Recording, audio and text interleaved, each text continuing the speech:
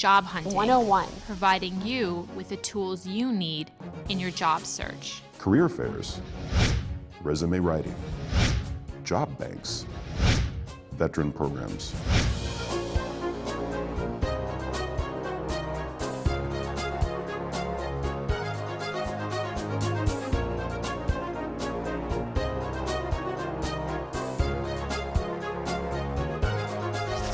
Job Hunting 101. Welcome viewers, and thank you for tuning in to our Youth Employment Job Series 101. My name is Montique Shepard, and I am representing the We Are Youth program. With me today, I have two human resource professionals from established organizations, and they'll introduce themselves.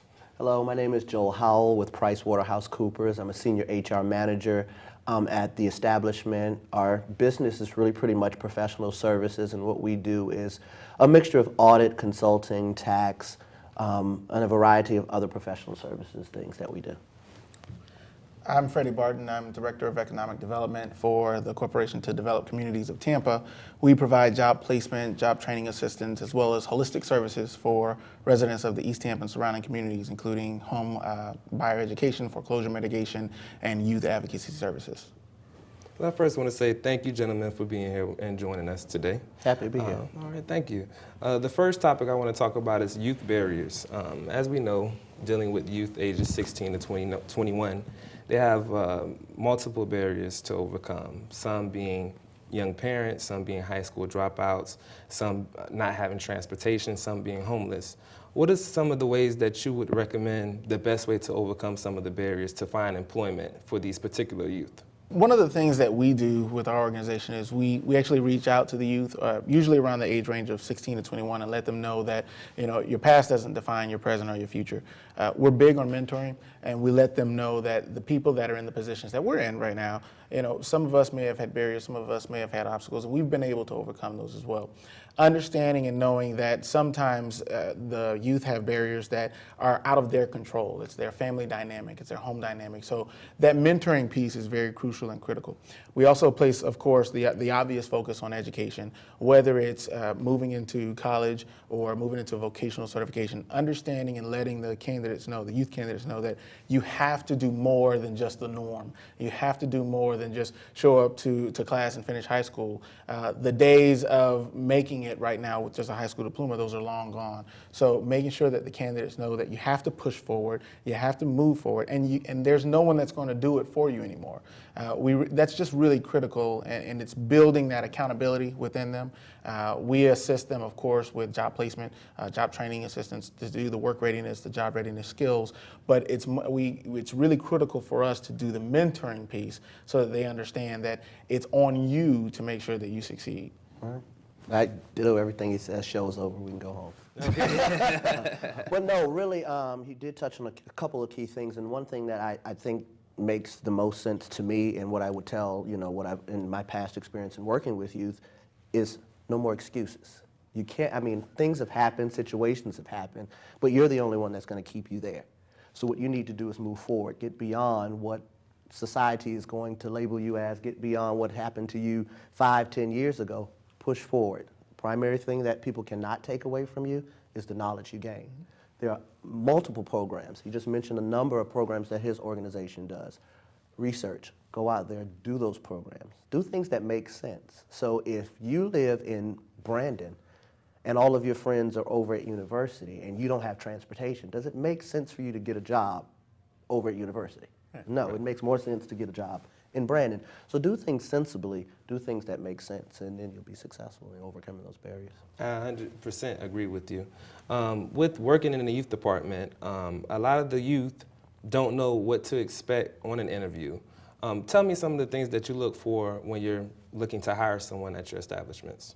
Anyway. Well, pertaining to youth, I think it starts at youth and it follows you everywhere else. Simple thing. Dress right, dress appropriate for the interview. I may be old school, but a suit is always preferable. If you don't have a suit, at least wear a tie. Even if it's a uniform position or if it's a non-uniform position, I believe the way you appear when you go on an interview, that's the thing that either gets you hired or fired. And you don't want your clothes to fire you before you even get the job. Correct. So those are some of the things that I think, are important. Making sure you're honest. There are a lot of barriers that you mentioned earlier that we may not be honest about because we're like, oh, I want the job, I want the job. But then if you aren't upfront with your employer or upfront with your HR person or the person that's interviewing you when you come in and tell them what your situations are, then it's much more difficult in the end process for you versus at the beginning. So be upfront, be honest, and just make sure you represent yourself well. I have a question for you, Mr. Freddie.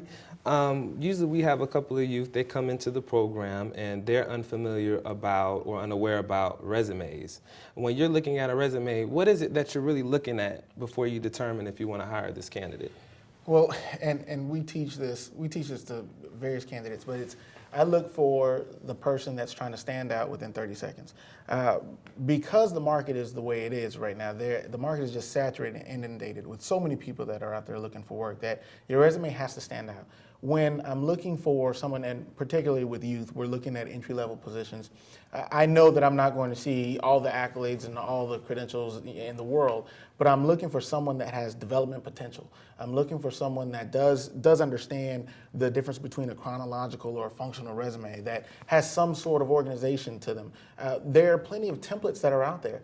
I hear all the time, I don't know how to do a resume. Do you know how to follow instructions is the next question. Well, sure, I know how to follow instructions. Cool. Here's a template, and they're literally going to ask you to put your name, where you went to school, some of your skills, any work experience that you have, and what you're looking for, and let the computer work for you. I'm looking to see that someone at least put forth that effort. I'd rather see someone who has just one job in their entire life, but their resume is organized versus someone who's had 20 jobs in their lifetime and it's all over the place.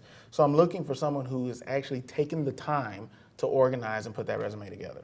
Sometimes we encounter with youth, they get discouraged. Could you talk to us a little bit about how they can overcome the turndowns in employment and what to do to keep being motivated and keep doing what they need to do to find employment? With me, it's actually it's a real gut check with the youth. Typically, the jobs that were once reserved for youth, so we're talking about the grocery stores, we're talking about the retail stores, that were once reserved for younger generations, the 15, the 16-year-olds, the grocery baggers, the cart picker-uppers. Now, because the market is the way it is, we see older generations now taking those positions. So it's even more difficult for youth to get these jobs. And the youth are looking at us and saying, hey, there are no jobs available. I'm tired of doing this. I'd rather go out in the street or hang with my buddies or do whatever and do God knows what than to just go out there and put forth the effort into getting a job.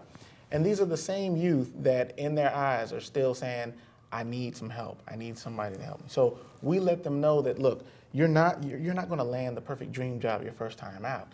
Take advantage of the resources that are available, whether they're at a local nonprofit, at the workforce center, at a community college, at your school. Talk to your counselor. Take advantage of any and every program, and there are plenty of free programs that are out there. Right. With the youth, we always say, if it's free, it's for me. Take advantage. You never know what you're going to learn from something out of one of the free workshops that are available.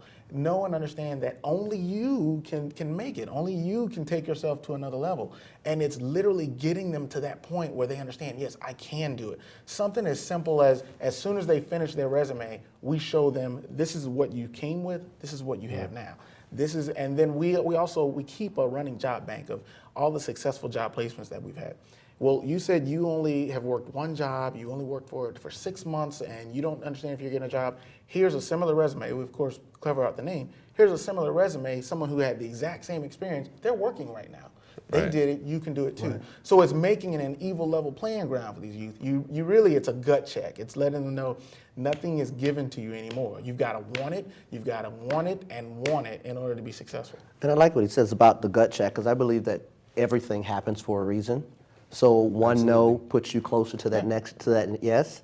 And even if you may not land the job in the first 5 interviews, you at least have picked up some pretty good interviewing skills, so you know what to do next time you go for an interview. And the gut check is key, because I remember recently in one of my searches for employment, when I was searching for employment, I aced the interview. It was a great interview, and when the lady individual called me back, she was like, you interviewed very well, your resume stands out, but this role that we're hiring for, you would be able to do it, but I don't feel that that's your passion that you want to do. Right. And that hit me. I was like, wow, she could pick that up. She says, I feel your energy, you have it, but something's telling me that this is not your ideal job or the job that you want to do. So I think it's also a matter of, even at a 16 to 21-year-old, you know, there's some things that may just not suit you. Now, you have to be wise in knowing, like, you know, this is what's available versus this. But really try to be wise and do things, like I said earlier, that make sense. So if you know that you're not very good at paying attention to detail, there may be some jobs that just are not out there for you right then and there. You may need to develop those skills. So take time out. Don't get discouraged, because like I said, you pick up skills along the way. It even just builds your network. You begin, as you interview with different people, you may meet someone that will call you back 5 years later, or you may see in the mall or see somewhere in one of your passings that, oh, I remember you interviewed very well. Look, something else came open and I lost your resume, or something could have happened, but they remembered who you were. So you want to make sure that every time you go somewhere, even if it feels like it's going to be discouraging to you, sit back, just relish the moment, understand what could have happened, what couldn't have happened, put it behind you, and let's move forward. And for local Tampa Bay viewers, you can contact your Tampa Bay Workforce Alliance to get a listing of programs of work readiness trainings that you can participate in if you need extra training or extra guidance in finding employment. Okay, so fellas, we talked about how important it is to dress. We talked about how important it is for your resume to look nice. Let's talk about keeping and maintaining the job that you do have. As a subject, attendance or punctuality, how important is that on the job? 80%, let me give you a real startling statistic. 80% of the what we call early terminations, people that are let go within the first 30 to 60 days of employment, are primarily due to people not showing up for work. Now, in today's market, that's kind of crazy to think about, that, you know, everyone's looking for a job, and you mean to tell me there are 80% of the people that are let go simply because they either show up for work late too many times, or they don't even show up for work. We tell everyone that's about to start work, the most important thing that you can do is not learn, is not focus, is not pay attention. It literally is to show up on time. Because out the gate, you have to understand, there's so many people looking for work that they have friends at these companies that are looking for open positions. If I'm new and I'm starting on my first day, there are wolves that are looking for me to mess up. If I show up 5 minutes late, someone in that organization is going to say he showed up late. And the more people say that, the more my chances increase of being let go. And so literally just being able to show up on time. You know, if you are about to start work on Monday, on Sunday, you need to find exactly where you're going to try to park on Monday morning. Right. You know, just being able to understand the culture dynamic. There's so many people that want that job. You have something, you have gold in your hand, and that's the key to your car or your bus pass or whatever's going to get you to that job. That's gold right there. So use that gold to get you there on the first day and continue that trend. Yeah, my mom would always say, when you're on time, you're late. Right. Not that I always follow that rule, but I'm working on it. But when you're on time, you're late, and it goes back to, once again, doing things that make sense. So if you're a single parent, you're going to need that time, because you never know what's going to happen with your kid. They may be sick. School, daycare may call you. They had some emergency. So make wise decisions when it comes to, okay, am I going to miss this day? I don't feel like getting up on Mondays and going to work. I'm sure. I know. Exactly. But there are times that I know I have 2 small kids at home. I'm going to have to get up, and they may be sick one day, and my wife may have to go to work, and I may have to stay home. So just because they give you 5 sick days doesn't mean it's extra free time. Right, exactly. You know? They monitor these things. And like you said, people are out there looking for your job.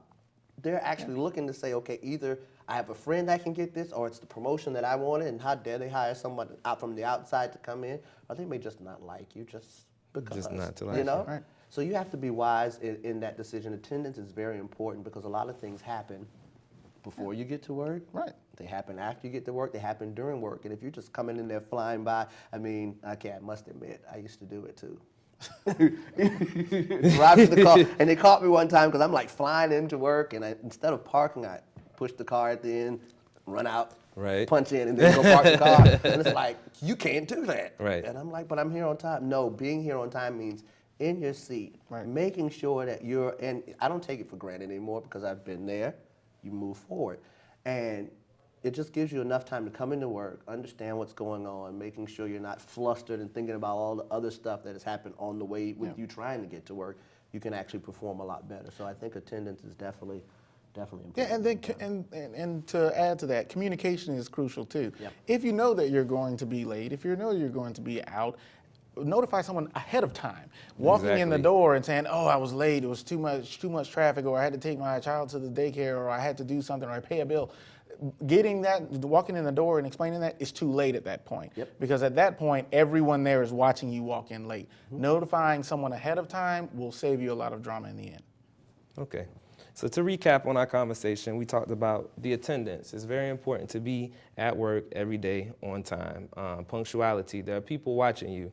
If you're late, you're risking someone taking your position. It's always better to be early than to be on time. As Mr. Joel said, if you're on time, I guess you're considered late. And if there, by chance, you need to take time off or you need to call in sick, it's always better to communicate that to your direct report or your supervisor ahead of time than at the last minute. We're going to take a quick break, and we'll be back with you in one moment. Job seekers, you can upload your resume, view job postings, and research labor market information at employflorida.com. The Tampa Bay Workforce Alliance and WorkNet Pinellas offer workforce solutions designed to improve your business. We have worked with WorkNet since 2005. We've been able to do so much more than we would have with the support from WorkNet. We've been able to continue to develop our education department. Our employees have recognized this as a benefit. They've named us as one of the best places to work for the past 4 years, according to the Tampa Bay Business Journal. To learn more about our no-cost programs and services, visit workforcetampa.com or worknetpinellas.org. And this is Billy when he was a baby. He's so cute. And this was his first school play. And this is Billy's graduation from grammar school. Wait till you see the videos I have. I have so many tapes. Let me find them. No, I can't wait. Wait till you see the potty training we did. Mom, our VCR doesn't work anymore. We can't watch those tapes. Oh. Kathy, now you can watch Billy's potty training video. What do you mean? I had all the tapes transferred to DVD at Tampa Bay Community Network. I didn't have to mail the tapes away, and I got them transferred very quickly.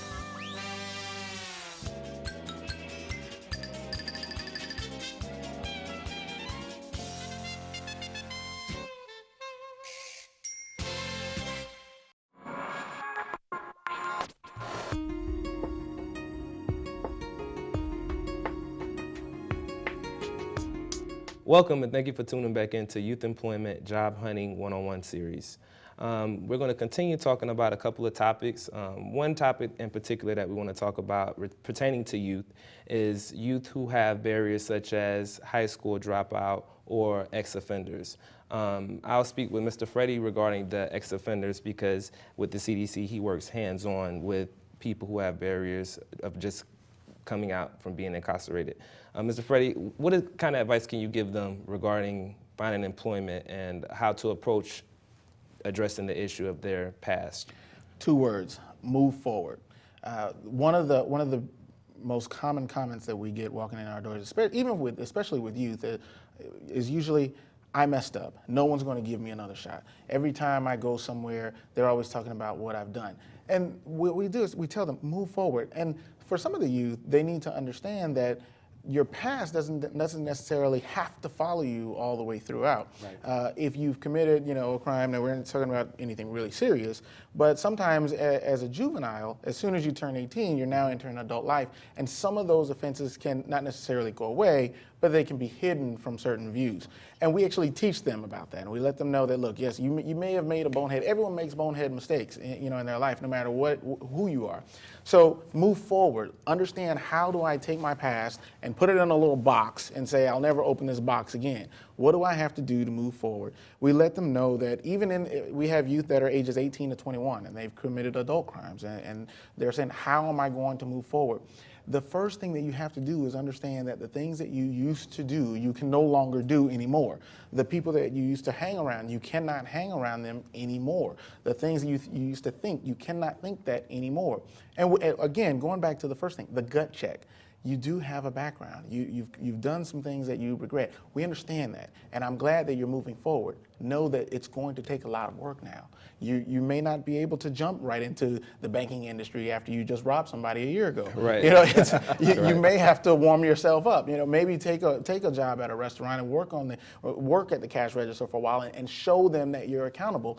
We had one young man who actually, you know, he had some run-ins with the law and he had some theft charges. He literally started working at a restaurant. He started working at the cash register. They trusted him. Now he's running 3 stores and working and running the payroll and doing everything. And this is a guy who actually, you know, at 19 years of age made a bonehead mistake and got into trouble. Now he's a manager and he's doing very well. It's letting them know that, yes, it's going to take a lot of hard work, but what you've done in the past does not define you today, and it sure won't define you tomorrow. Let it propel you, but not define you. And that's really what we concentrate on. We let them understand it's the mentality that you have. Once you are released from the juvenile detention center or the public, you know, correctional system, that is done. Yes, you're going to have to overcome that, and you're going to have some struggles. Everyone has struggles. You're going to have a little bit more because of what you've had. But every day that you wake up is another day past that point.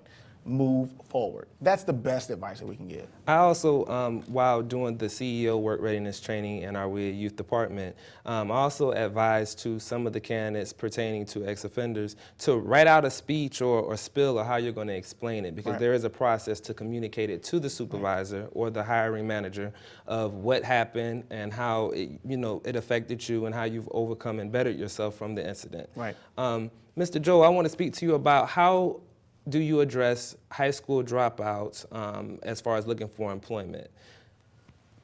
One secret, you're not the only one who's made a mistake. You're not the only one who's dropped out of high school, and people who have dropped out of high school have made it. Now, as Reddy went to say, it's going to take hard work. Yes, you're going to have to put extra hours in. You may have to study extra, harder. GED is available for you to at least get to that next step. Maybe college. There are a lot of alternatives, programs that are existing out there where people can go and educate themselves. If it's not with the traditional high school 4-year college, there's trades. There are people out there that need people to help them, whether it's, I hate to say, fix a house to doing, radio, mechanical work, engineering things. There's a whole computers. So there are a lot of avenues that will open doors for you. You just have to be persistent in opening those doors for yourself. No one's going to open the doors for you unless they see you willing to make that step. So you can't sit there and look for somebody to hand you something. Why do you think the rich stay rich? Do you ever see the rich giving money to poor people and say, you're going to bet? Most people usually give and invest their money in something that they know they're going to get a return on. And that's the same thing. If you expect a return on yourself, you need to give into yourself, and then you'll get that return.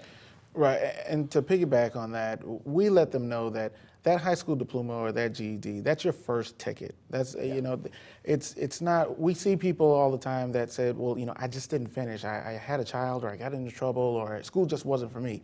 And we let them know that's fine. School isn't for everyone. But you know what? A GED or high school diploma, it's going to have to be for everyone, especially with our youth today. Again, jobs that were once reserved for youth are no longer there. So they've got to do something. If you don't have your high school diploma, if you did drop out, go back. Find a way to go back. There are free programs out there. Again, if it's free, it's for me. That's the mantra.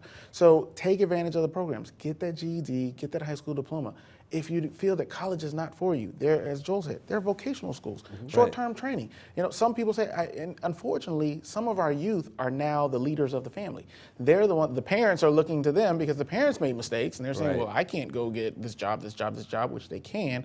But they're putting responsibilities upon the child. The youth actually have their own children now. So they are becoming the parents. They're becoming the decision makers in the family. So because of that, they don't have 4 years to go to school. They don't have 2 years to go to school. But you can pick up a trade within 12 weeks to 3 months to 6 months. Find something that you can go and participate in that will help you become more productive. It all starts, though, with that GED or high school diploma. When we talk to people and we look at those resumes, if I don't see a high school completion, it tells me something about the candidate. if you dropped out, I want to know, do you plan on going back? Right. And the first response when I ask that question in an interview is yes. The next question is when. Right. Mm-hmm. Well, I'm thinking about it. Well, as you're thinking about that, I'm thinking about hiring this person with a high school diploma. So I need you to think very quickly right now to give me the correct answer and tell me when you're going back. Because what we're looking for is, when we look for candidates, we look for people that have development potential. If I know that you are going back to school, if you are sitting for the GED exam, if you are getting ready to go to vocational school, if you are doing something, that tells me that you are going to probably be a good employee because you're trying to develop yourself. And with any organization, every organization wants to make money. Correct. They want people that will make them money. So if that person isn't willing to do what it takes, if I'm not willing to do something to make myself make money, then I'm not going to do the same thing for a company. So it's very crucial to get that high school diploma or GED, or at least go back and start. And I also advise the youth to look into, as both of you said, into technical programs, because the more credentials you have now make you more competitive and marketable in the work field. I have a couple of questions. I meet with youth on a daily basis, and they had a couple of questions regarding resume and cover letter. So I'm going to throw them out here to you guys. One of them, what qualities or skills should be promoted regarding the resume? Which skills stand out the most? Because I know you get the same one, I'm a good worker, responsible, reliable, but what really drives your attention when you see— For youth? Yeah, for youth. Especially with the youth demographic, I think it makes more sense to put those, as I call them, skills that transfer. So simple, you've babysat your neighborhood kids and you have a reputation for watching maybe 5 of the youth. And instead of putting on that resume, I babysit, you want to put that you have good time management, because maybe you're watching 2 or 3 little ones, and it does take, trust me, with 2 kids at home, some serious time management to manage those kids. Being responsible, that's an area of responsibility. Who's going to, so you want to pull out things that show the character that you have. What parent is going to, well, now there are some parents out there who just leave their kids anyway, but if you can put on there to show that you're trustworthy, reliable, dependable, you're doing things babysitting, staying right there with that same one. You have to be flexible. You have to be able to adapt to change very well, because you never know what's going to happen. Those are the type of skills that I, personally would look for if I'm looking at a resume and want to give someone a chance. It'd be like, okay, they actually took the time out to convert what they do that seems simple and mundane into something that is skills that some of our adults really don't have to this day. So if you can pull that out, to me, that's a winning resume right there. I know with some of the youth candidates as well, when I ask them, what are your skills, they say, I don't have any. I said, well, you did fundraisers, right? So you have marketing and sales experience. Or like you said, you've watched kids, so you have multitasking skills. So just because it's not professional experience and you haven't had professional training on skills, everybody possesses some type of skills that they can have to offer to an employer. And community service is another. Community service is another one. They do in high school, some organizations that you're part of if you're in high school, or in the community, if you're part of different organizations. Those are other things. If you've held an office in those organizations, it proves leadership skills. So those are a lot of things that you can think about. Think outside the traditional area of, I did this, this, and that, but see how broad you can stretch that into different areas, and you'll see a lot of doors open. Speaking about community service, being that you're human resource professionals, how do you view, or what's your take on community service on the resume? How does it reflect the candidate? It shows, especially with the youth, what are you doing with your time? If I don't see anything as far as community involvement, especially if you don't have your high school diploma or GED, what are you really doing with your time? If I see that you do belong to at least just one organization, and then you put a couple of community service projects, or what you've done, how much money your organization has raised, just as Joe said, what exactly are you doing? How long did you serve? Did you have any positions of authority in that? That's really crucial and very big. And also, when we're talking about the youth, some of these youth are getting ready to go into college. They're trying to go into trade school. They're going to have to write an essay to say what they're doing. You can pull that information right off your resume. Right. So I belong to the Key Society, or I belong to my civic organization. I belong to my local nonprofit, and I help them out. It's very critical, because for people with limited work experience, it shows me what you've done with your time.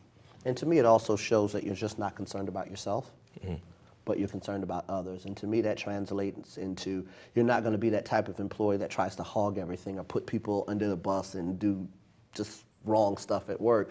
But it shows that you're more of a team player. You're more concerned about the whole environment versus what's in it for me. Resumes. What are some of the automatic red flags? I mean, I cautioned the youth about their email addresses, their ringtones, but what are some do's and don'ts for you guys? We right now we live in a time where the younger generation is the creative generation. I don't know any youth over the age of 6 who doesn't either have a MySpace, a Facebook, a Twitter, all that. So they're very creative, right? And they get creative when they develop their resumes.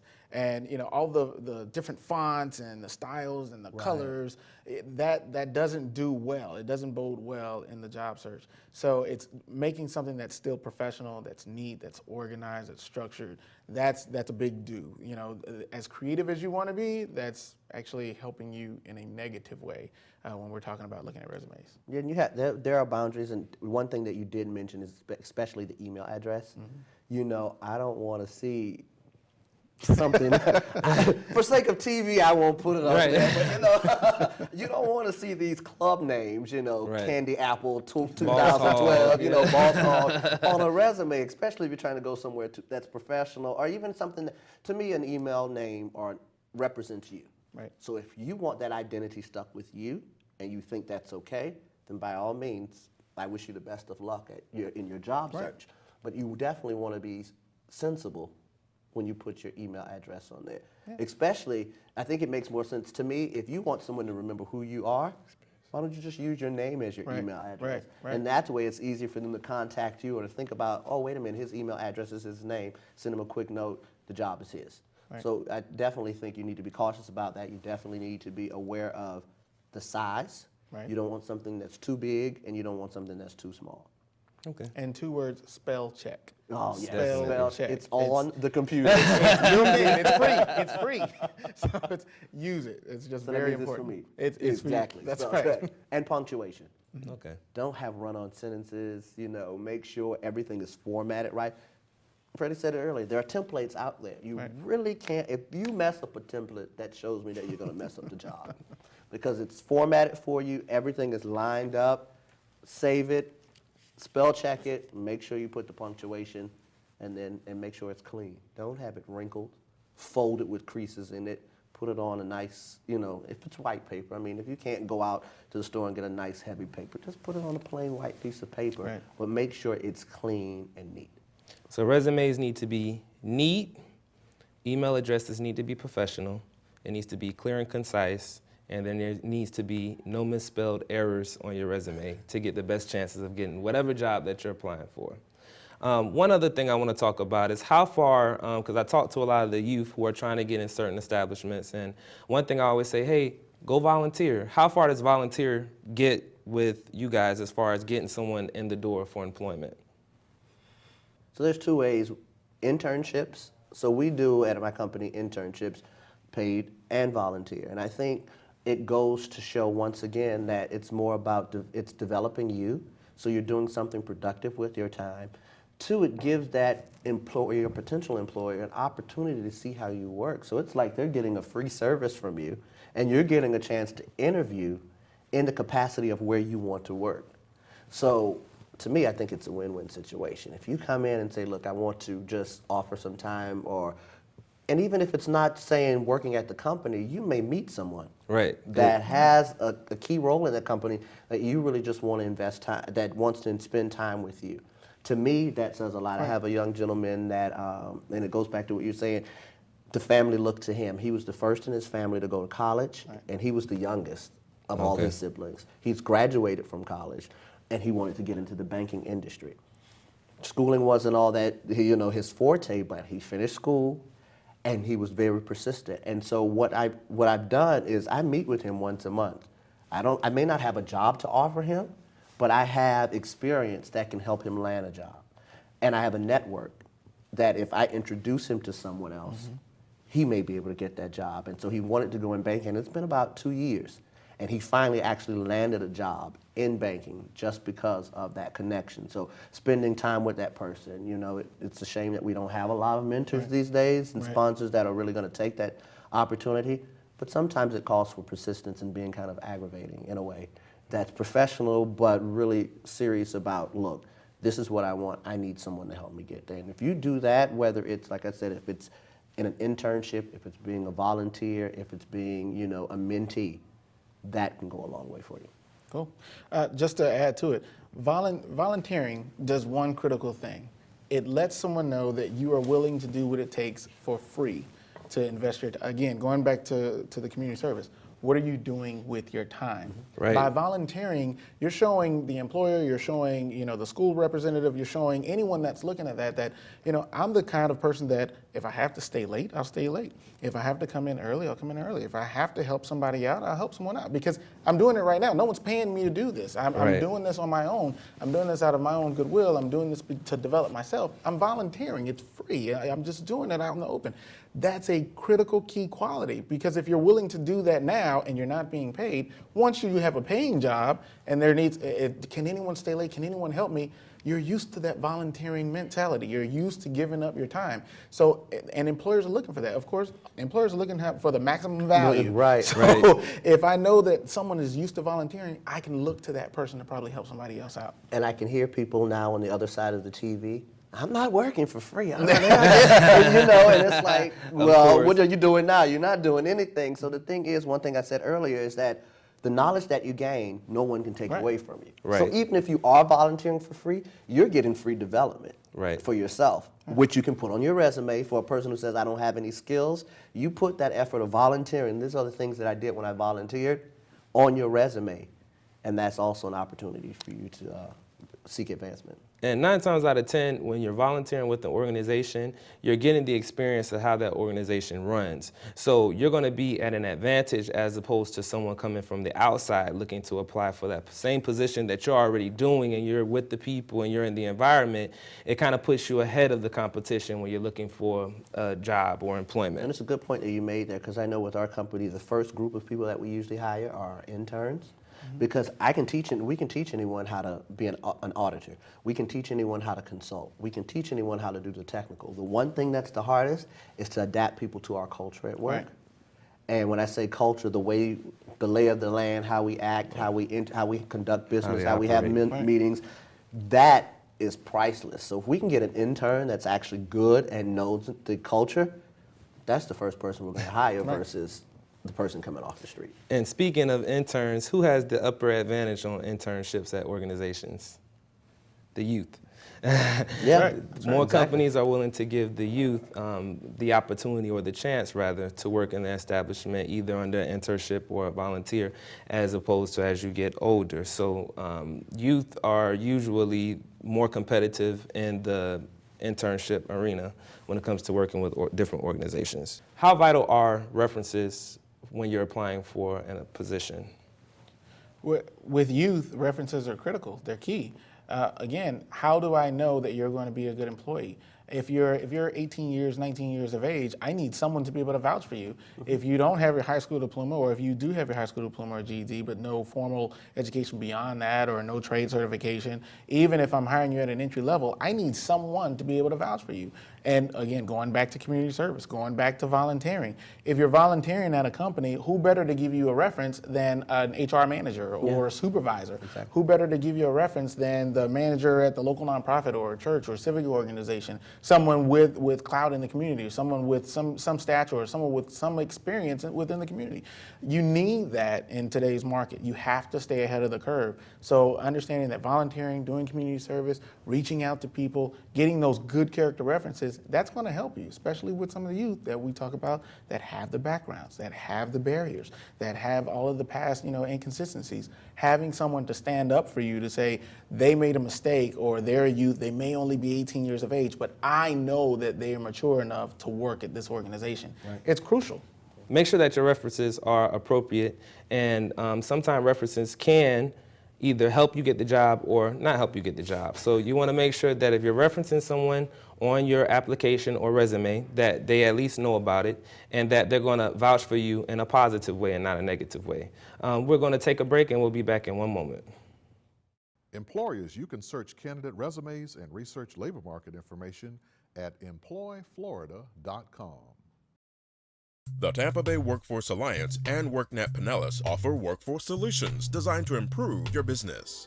I've really valued my relationship with WorkNet Pinellas and have been instrumental in keeping us informed with new educational trends. We've really seen our employees grow in their own personal development. It has not only exceeded Power Design's expectations, but our employees' expectations as well.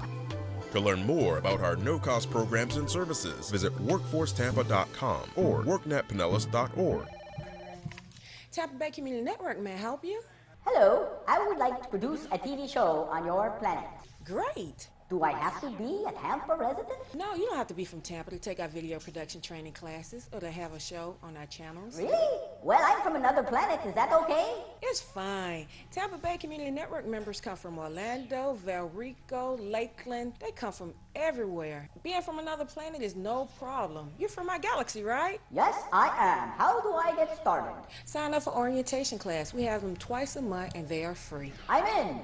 Sign me up. Anyone over the age of 18 can take TBCN Video Production and Final Cut Pro edit classes, produce programming, and host programming right from our studios at the University Mall.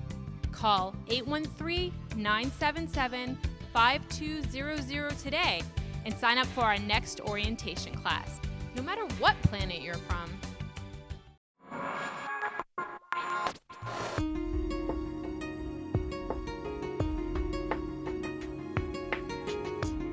Welcome back, viewers, and thank you for joining me on the Youth Employment Job Hunting Series 101. Joining me still, I have Joe Howell from Price Waterhouse Coopers, and I have Freddie Barton joining me from the CDC of Tampa. Earlier, we discussed topics regarding resume etiquette and getting your foot in the door, and now we're going to talk about that last final stage to getting that employment position that you want, which is the interviewing. At my job, where I do the work readiness training, I speak with some of the youth regarding interview topics, and they have a couple of questions. First, what are some of your pet peeves about interviewing with the youth, or with anybody for that matter? How much time do we have? No, one of the things that that just could kill an interview for me is if you don't come in with a firm handshake. If your handshake to me says something about you, that you're not confident in yourself, that you're not confident in this interview, that you just, to me, it just irks me, I'll put it that way. Okay. So really come in confident that you are gonna ace the interview, or at least fool me with your handshake. Handshake to me says a lot. Right. You know, communicate with your eyes. Look at me when I'm talking. Don't hold your head down, don't slouching. We can go on and on, but I think for me the most important would be when I first meet you, coming in with that handshake. I definitely feel that you should address whoever it is that you're interviewing with. You don't want to break the hand off, of course, but I think that, to me, says a lot. So what about timing in interviews? How important? As far as arriving, if you're not there, if you're not inside the lobby, sitting down, waiting for the supervisor or the interviewing manager 15 minutes prior, feel free to just leave at that point. Either arrive 30 minutes and just give yourself a few minutes to kind of relax and chill out, and then walk into the lobby at least 15 minutes. If not, go ahead, feel free to leave at that point, because you're not respecting the time of the company, you're not respecting the time of the employer. Correct. You need to also allow, once you're there, allow for as much time as it takes. I've heard stories where people, and youth and adults alike, they go into the interview and they think the interview is going to last 15 minutes. Well, the interviewer may want to ask you a lot of questions, or have you do an assessment, or have you do some kind of test, or fill out paperwork. And now the candidate is saying, well, I've got to go. I've got to go to pick up my child in another 30 minutes, or I need to go and do this, or I thought this wasn't going to take too long. You are questioning how long it's taking you to get this interview, to get this job. Be prepared to stay there as long as it takes. Right. And to me, I think an interview is more of a conversation. Right. Instead of, answer this question, this question, this question. To Correct. me, a successful interview, in my opinion, is where I'm just conversing like we are here today. You know, having a conversation, I'm getting to know you, you getting to know me. A lot of times, companies are going to do what we call a behavioral interview, and it's really not so much about your skills, but they want to understand how you process a thought, or what is going to be your reaction if a certain situation comes up. So they're going to ask you questions that will help you, that will allow you to explain how you would think through a certain situation. So that's when those leadership roles that we talked about in community service or in organizations come about. That's when your skills that you did at another job, whether it was babysitting or lawn care, those type of things, you want to be able to articulate a clear thought. You want to be able to share about who you are, because now you're going to be working for this individual, this company. So make it a conversation. Don't be stiff. Don't be reserved. Go in there without a time limit. Right. Tell them who you are, tell them what you're about, and I think that will. Yeah. Another pet peeve is the volume, the communication. If I'm asking you a question, I'm the interviewer, and you're trying to get this job, and I ask you, well, tell me a little bit about yourself, and your volume is like this, and I don't know if you need guys to speak can loudly hear me, and but, clearly. You know, it's speak loudly, speak clearly. Understand what the elevator pitch is. You have 30 seconds. The first question that employers are going to ask you 99% of the time is, tell me a little bit about yourself. You should know who can explain you better than you. Be able in 30 seconds to effectively communicate who you are, what you know, why you want to be here, why they need to have you here, and be confident about that. Just as Joel said, the handshake tells me everything about you when I first meet you. Your voice keeps me interested. You know, as Joel said, it's a conversation. Right. As soon as you get the interviewer from, you know, they're looking at this checklist here and they're going off question after question. Your mission at being interviewed is to get them to put this paper down.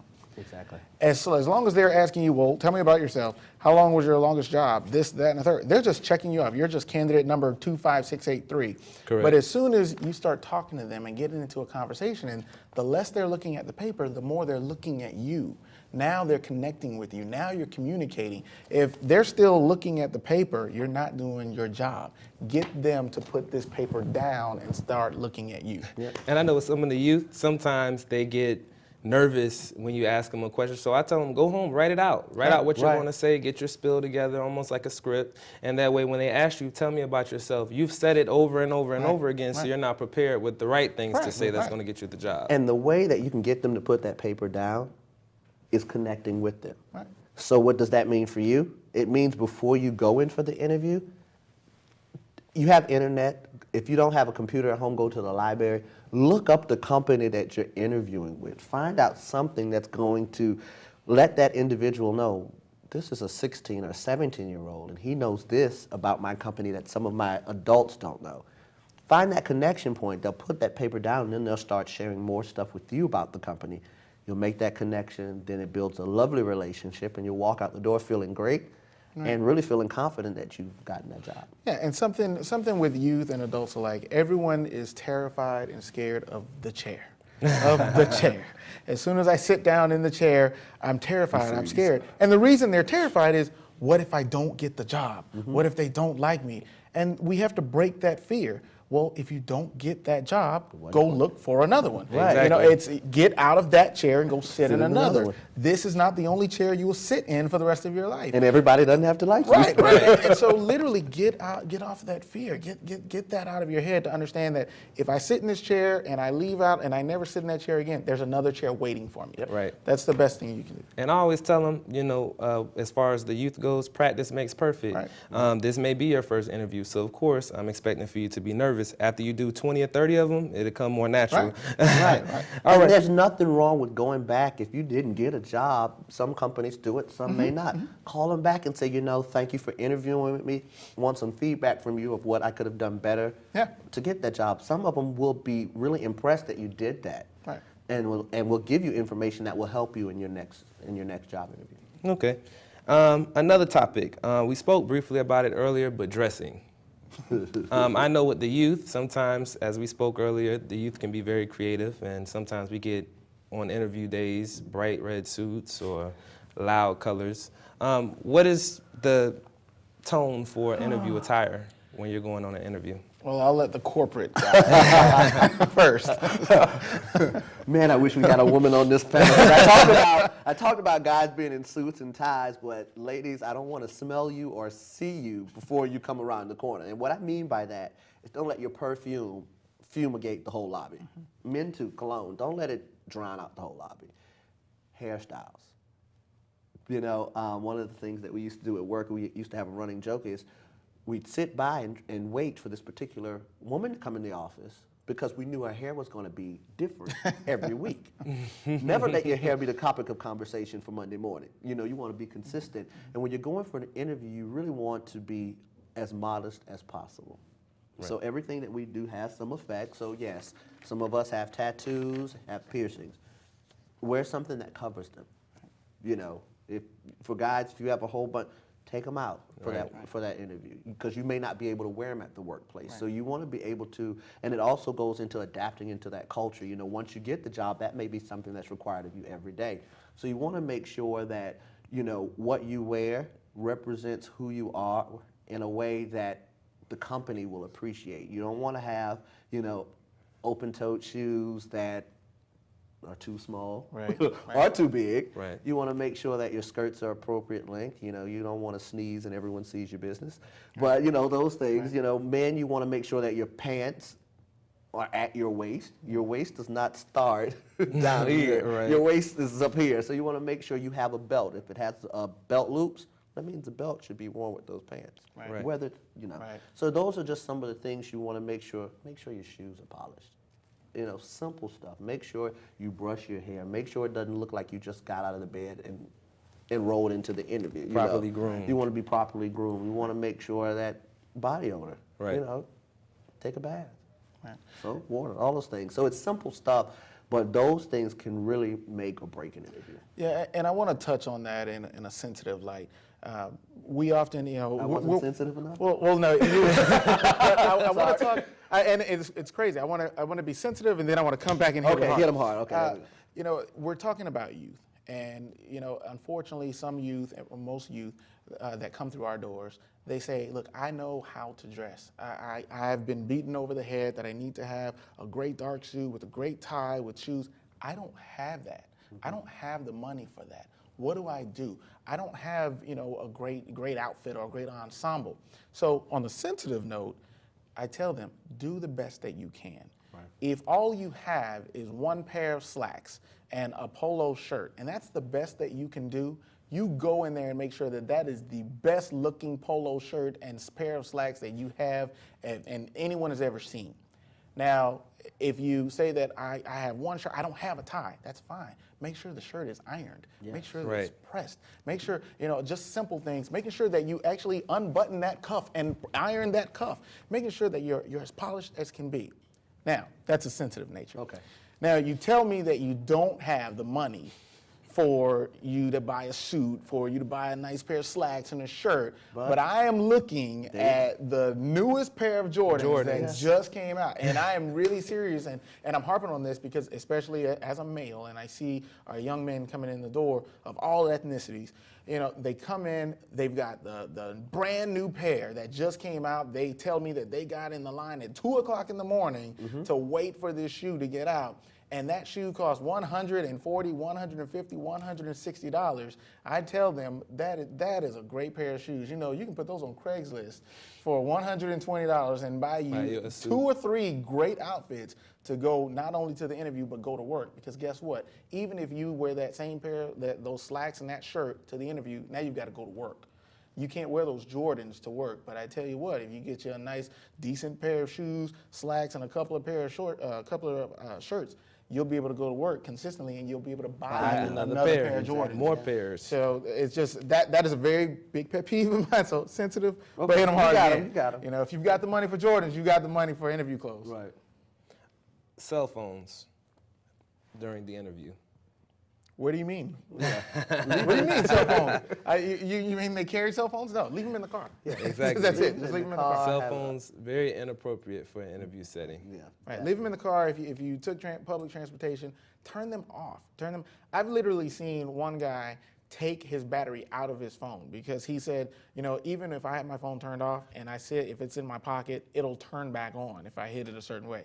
I mean, it's just make sure that, you know, my phone, I always keep my phone on vibrate. However, I swear that my phone's on ring because I have the loudest vibrating phone known to man. It sounds like a ringtone. So make sure that you just turn it completely off or take the battery out if you have to. You're not going to talk to anyone in the interview, so leave it in the car if possible. When the interview is coming to a close, what suggestions would you give to the youth to seal the deal? The first question is, tell me a little bit about yourself. The last question is, do you have any questions? The answer is always yes. Exactly. Show them that you're interested in this job. Ask them questions about the position, about the job. What are they looking for in the employee? Let them know that you're interested. The worst thing you can do in an interview, other than, you know, not making eye contact and communicating, but the killer is, do you have any questions? Nope, I'm okay. Nope, you answered all my questions, I'm ready to go. Okay, well, thanks. You are, you know, candidate 23843, and your resume is at file 13. It's just, make sure that you show that you're interested in this position and in this company and in that person interviewing you. Yeah.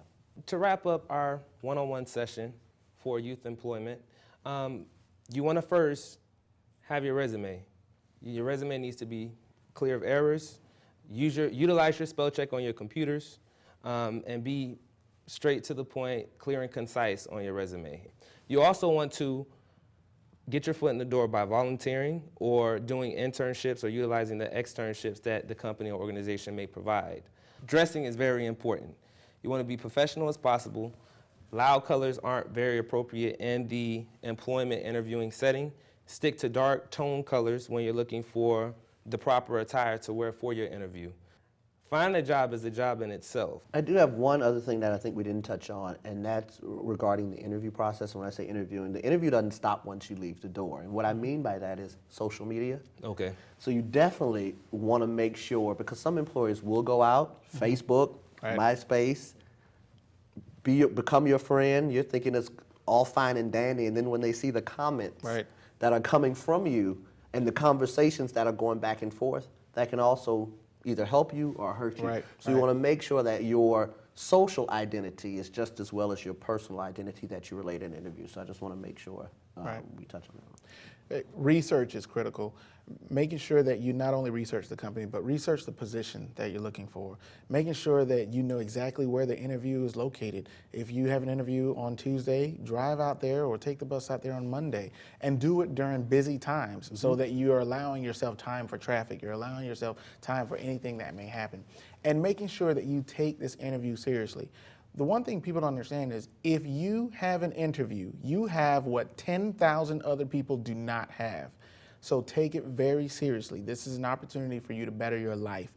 Be accountable, be responsible, show up and show out. If you do that, you already have a leg up because you're in the interview itself. Sell yourself. Only you can do that. Not your resume, not anyone else. Only you can do that. Take it very seriously. And in saying that, my name is Montique Shepard, again working at Tampa Bay Workforce Alliance as a career specialist in the WEA Youth Department. And I want to thank my guests, Mr. Joel Howell, representing Pricewaterhouse Human Resources, and Mr. Freddie Barton, representing CDC of Tampa. I want to thank you for spending time with me today and getting the word out to the youth. Let's get jobs.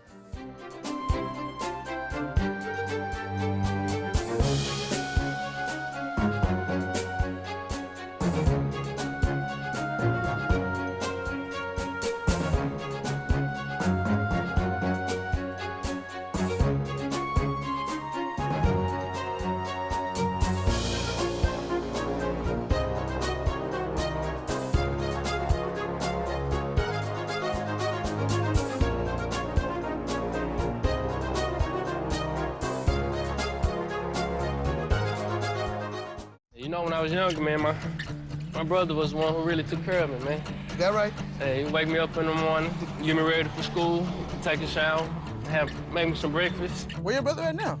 Oh, you know, Iraq. I get lonely, nobody to talk to. I felt like quitting school.